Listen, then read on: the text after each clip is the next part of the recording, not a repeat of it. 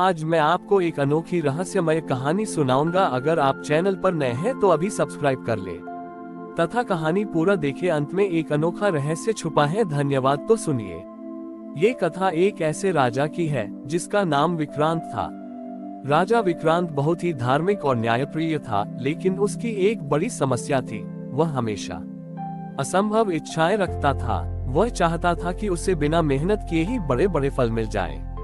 वह रोज महादेव से प्रार्थना करता था कि उसका राज्य बिना किसी प्रयास के सोने का बन जाए। कैलाश पर एक दिन माता पार्वती ने राजा विक्रांत की प्रार्थना सुनी और मुस्कुराई। उन्होंने महादेव से कहा, हे प्रभु, ये राजा कर्म से अधिक फल की इच्छा करता है। क्या इसे यह नहीं समझना चाहिए कि इच्छाएं कर्म के बिना व्यर्थ हैं? महादेव ने कहा, प्रिय, मनुष्य इच्छाओं को बीज मानता है, पर वह भूल जाता है कि फल पाने के लिए कर्म रूपी जल देना पड़ता है। मैं उसे यह सत्य एक सरल रूप में समझाऊंगा। महादेव ने एक गरीब बूढ़े भिखारी का रूप धारण किया और राजा विक्रांत के महल के पास पहुंचे। भिक्षु ने राजा को एक अजीब सा तराजू भेंट किया। इस तराजू की एक पलड़ी सोने की थी और दूसरी मिट्टी की। भिक्षु ने राजा से कहा, हे राजन, ये इच्छा और कर्म का तराजू है। आप जो भी इच्छा मन में रखेंगे वह सोने की पलड़ी पर अपने आप बैठ जाएगी। जब तक आप उसके बराबर का कर्म मिट्टी की पलड़ी पर नहीं रखेंगे, ये तराजू कभी संतुलित नहीं होगा और आपकी इच्छा कभी पूरी नहीं होगी। राजा विक्रांत बहुत खुश हुआ। उसने सोचा कि यह तो बहुत आसान है। उसने तुरंत इच्छा रखी, मेरा राज्य सोने का बन जाए। इच्छा रखते ही सोने की पलड़ी पर एक विशाल स्वर्ण पर्वत प्रकट हो गया। अब राजा को उस विशाल पर्वत को संतुलित करने के लिए मिट्टी की पलड़ी पर कर्म रखना था। राजा ने अपने सबसे शक्तिशाली पहलवानों को बुलाया और उन्हें दिन रात काम करने का आदेश दिया। वे मिट्टी की पलड़ी पर सोना, हीरे, मोती और अपने सारे खजाने रखने लगे, लेकिन पलड़ी हिली भी नहीं। राजा थक गया और निराश होकर भिक्षु के पास लौटा। उसने कहा, ये कैसा तराजू है? मेरा पूरा खजाना भी उस इच्छा के बराबर नहीं हो पा रहा है। भिक्षु महादेव ने उत्तर दिया, राजन, आपकी इच्छा का मूल्य आपके धन से नहीं आंका जाता, बल्कि आपके प्रयास और समर्पण से आंका जाता है।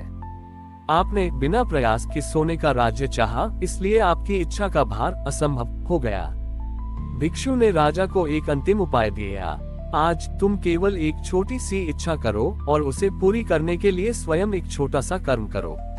राजा ने भिक्षु की बात मानी।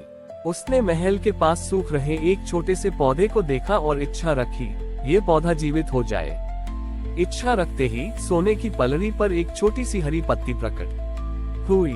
इस बार राजा किसी और पर निर्भर नहीं रहा।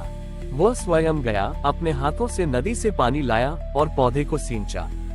जैसे ही राजा ने पानी डाला, यानी इच्छा के बराबर का स्वयं का कर्म किया, मिट्टी की पलड़ी पर पानी की कुछ बूंदें बैठी और तराजू तुरंत संतुलित हो गया। पौधा तुरंत हरा भरा हो गया और सोने की पलड़ी पर बैठी हरी पत्ती एक चमकदार पन्ने में बदल गई। महादेव ने अपना वास्तविक स्वरूप प्रकट किया और कहा, हे राजन, यही कर्मफल का सिद्धांत है। महान से महान इच्छा भी बिना कर्म के शून्य है और छोटा सा कर्म भी महान फल दे सकता है, यदि वह स्वयं के प्रयास और समर्पण से किया आ गया हो। बिना कर्म के इच्छा केवल एक बोझ है। इस लीला से राजा विक्रांत को ज्ञान हुआ। उसने अपने महल में वह तराजू स्थापित किया और हर सुबह एक छोटी इच्छा करता और उसे स्वयं के प्रयास से पूरा करता।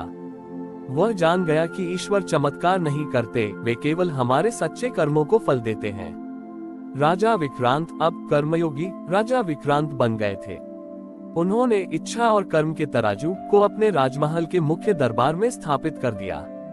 अब वे बड़ी और असंभव इच्छाएं करना छोड़कर हर दिन छोटी छोटी लेकिन महत्वपूर्ण इच्छाएं करते और उन्हें स्वयं के श्रम से पूरा करते थे। उनके राज्य में एक अकाल पड़ा। राजा के खजाने भरे थे, पर दूर दराज के गांवों में अन्न नहीं पहुंच पा रहा था। मंत्रीगण चिंतित थे। राजा विक्रांत ने तराजू के सामने खड़े होकर इच्छा की, मेरे राज्य का कोई भी नागरिक भूखा न सोए। सोने की पलड़ी पर एक बड़ी रोटी का प्रतीक प्रकट हुआ। इस बार राजा ने खजाना खाली नहीं किया। उन्होंने मिट्टी की पलड़ी पर केवल एक मुट्ठी मिट्टी रखी। मंत्रीगण ने उपहास किया, राजन, इतनी बड़ी इच्छा के लिए केवल एक मुट्ठी मिट्टी, ये तराजू कैसे संतुलित होगा?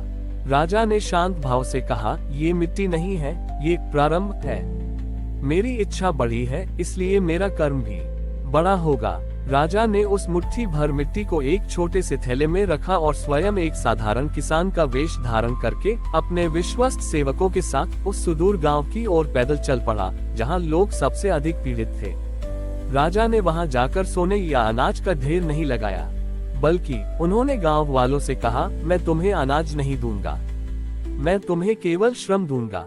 राजा ने गांव के तालाब को गहरा करने और नहरों की मरम्मत करने का शारीरिक श्रम खुद करना शुरू कर दिया। उन्होंने अपने हाथों से फावड़ा चलाया और सबसे कठिन काम किया। उनकी इच्छा के बराबर का कर्म था स्वयं का श्रम और समर्पण। राजा का ये कर्म देखकर गांव वाले बहुत प्रेरित हुए। उन्होंने सोचा, जब हमारा राजा स्वयं हमारे लिए मेहनत कर रहा है, तो हम क्यों नहीं। देखते ही देखते हजारों हाथ उस काम में जुट गए। जैसे ही नहरों की मरम्मत पूरी हुई और तालाब गहरा हुआ, उसी क्षण राजमहल में रखा इच्छा और कर्म का तराजू संतुलित हो गया। मिट्टी की पलड़ी पर बैठी एक मुट्ठी मिट्टी समर्पण के श्रम से भरी हुई महसूस होने लगी। संतुलन होते ही चमत्कार हुआ। बारिश शुरू हो गई और क्योंकि नहरें तैयार थीं, सारा पानी सीधे खेतों और तालाबों तक पहुंच गया। राजा के कर्म ने प्रकृति को भी प्रेरित किया। राजा ने तब गांव वालों को अन्न भंडार खोल दिए, लेकिन गांव वाले अब केवल अन्न लेना नहीं चाहते थे। उन्होंने राजा के साथ मिलकर काम करना सीखा था। उन्होंने राजा से कहा, राजन, अब हमें केवल अन्न नहीं चाहिए, हमें आपका कर्म चाहिए। हमें सिखाओ कि कैसे अपनी मेहनत से भविष्य की फसलें उगाएं। राजा विक्रांत ने अपनी इच्छा के बराबर कर्म करके न केवल अकाल दूर किया, बल्कि अपने नागरिकों को आत्मनिर्भरता का मूल्य भी सिखाया। महादेव और माता पार्वती ने कैलाश से ये दृश्य देखा। महादेव ने कहा, सत्य यही है कि मेरे तराजू पर सोना या धन नहीं, बल्कि इच्छा की शुद्धता और कर्म का समर्पण तौला जाता है। जब तक मनुष्य स्वयं कर्म नहीं करता, उसकी सबसे बड़ी इच्छा भी सबसे छोटा फल नहीं दे सकती। इस कहानी का सार है, ईश्वर की कृपा उसी पर बरसती है जो अपनी इच्छाओं को केवल प्रार्थना तक सीमित नहीं रखता, बल्कि उन्हें पूरा करने के लिए स्वयं कर्म के मैदान में उतरता है और समर्पण का भाव रखता है। हमारी और भी आध्यात्मिक एवं अनोखी कहानियां देखने के लिए हमारे चैनल पर जाएं तथा धार्मिक एवं पौराणिक अनोखी कहानियां हमारे चैनल पर है। कृपया जाके देखें तथा हमारे चैनल को सब्सक्राइब करके रखें और वीडियो लाइक जरूर करें। धन्यवाद।